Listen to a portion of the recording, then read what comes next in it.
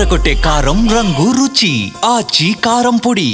జూబ్లీహిల్స్ ఎన్నికలో ఆధిక్యం దిశగా కొనసాగుతున్నటువంటి కాంగ్రెస్ ఈ నేపథ్యంలో గాంధీ భవన్లో సెలబ్రేషన్స్ చేసుకుంటున్నారు. ఆల్రెడీ మొదలైపోయాయి. విహెచ్ గారు కూడా ఉన్నారు, ఒకసారి మాట్లాడదాం. సార్, భారీ ఆధిక్యం దిశగా కాంగ్రెస్ కొనసాగుతుంది, ఏం చెప్తారు ఈ సందర్భంగా? అది మొదటి నుంచి తెలిసిందే కదా. ఎప్పుడైతే మేము క్యాండిడేట్ని పెట్టినా అప్పుడే ప్రజలు నిర్ణయం తీసుకున్నారు.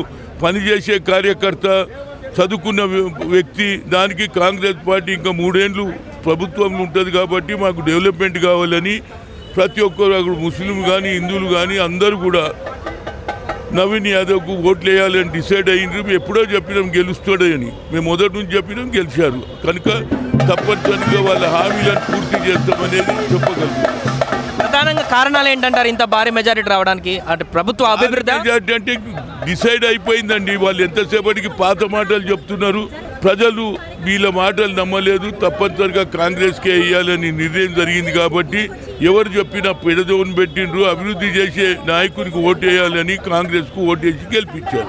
ఇప్పుడు ఎంత మెజారిటీ వచ్చే అవకాశం ఉంది అనుకుంటున్నారు సార్? ఇప్పుడు ఆల్రెడీ 10,000 దాటి మెజారిటీ నడుస్తుంది. ఎంతవరకు మెజారిటీ రావచ్చు అనుకుంటున్నారు? ఇక అదే నేను ఎట్లా చెప్తాను, ఓటర్ల మెజారిటీ ప్రజలు ఇప్పటికే నిర్ణయించుకొని ఇంకెక్కువ ఓట్లు వస్తాయి అనేది నా ఉద్దేశం. అదే ప్రస్తుతం ఇక్కడ విహెచ్ గారు చెప్తుంది ఏంటంటే పూర్తిగా మెజారిటీ, భారీ మెజారిటీతో కాంగ్రెస్ చేసినటువంటి అభివృద్ధి అంటూ కూడా చెప్తున్నారు. ఇక్కడ కొన్ని పోస్టర్లు కూడా పెట్టడం జరిగింది కాంగ్రెస్ సంబంధించిన నేతలు. అన్న, ఎట్లా అనిపిస్తుంది జూబ్లీహిల్స్లో భారీ మెజారిటీ తీసుకపోతుంది? అన్న, ఇది రేవంత్ అన్న అడ్డా. కాంగ్రెస్ పార్టీ అంటేనే రేవంత్ అన్న.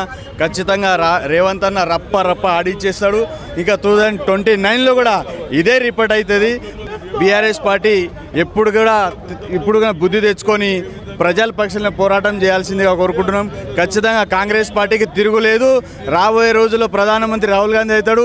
ఇక్కడ కూడా రేవంత్ అన్న ఆధ్వర్యంలో ఖచ్చితంగా 100కు 100 సీట్లు మేము గెలిచిస్తామని చెప్పి మేము ఈ సభాముఖంగా చెప్పుకుంటున్నాం. మీరు చెప్పండి అన్న, ప్రధాన కారణాలు ఏంటంటారు జూబ్లీహిల్స్లో ఇంత భారీ మెజారిటీ రావడానికి? ఏదైతే వీళ్ళు అసత్య ప్రచారం చేశారో నవీన్ యాదవ్ గురించి, రౌడీ షీటర్ అని, అదని ఇదని, ఈరోజు పబ్లిక్ అందరు కలిసి, జూబ్లీహిల్స్ జనాలు అందరు కలిసి బ్రహ్మరథం పడుతున్నారు నవీన్ యాదవ్ గారికి. అదేవిధంగా రేవంత్ రెడ్డి గారి పాలనలో ఏ విధంగా ఉందో జనాలు చూపిస్తున్నారు ఓటు రూపంగా. కాబట్టి రాబోయే రోజుల్లో జిహెచ్ఎంసీ ఎలక్షన్లలో కూడా ఇదే విధంగా ఉంటుంది.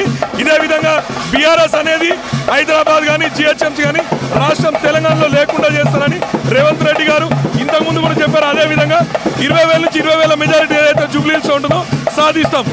రైట్, ఇదే ఇక్కడ ఉన్నటువంటి కాంగ్రెస్ శ్రేణులందరూ కూడా చెప్తున్నారు. పోస్టర్లతోటి ఇక్కడ ప్రదర్శన కూడా చేస్తున్నారు, భారీ సెలబ్రేషన్స్ కూడా కొనసాగిస్తున్నారు. గాంధీ భవన్లో అయితే నవీన్ యాదవ్ గెలుపుకు సంబంధించినటువంటి సెలబ్రేషన్స్ అయితే ఇప్పటికే మిన్నంటిపోయాయని చెప్పవచ్చు.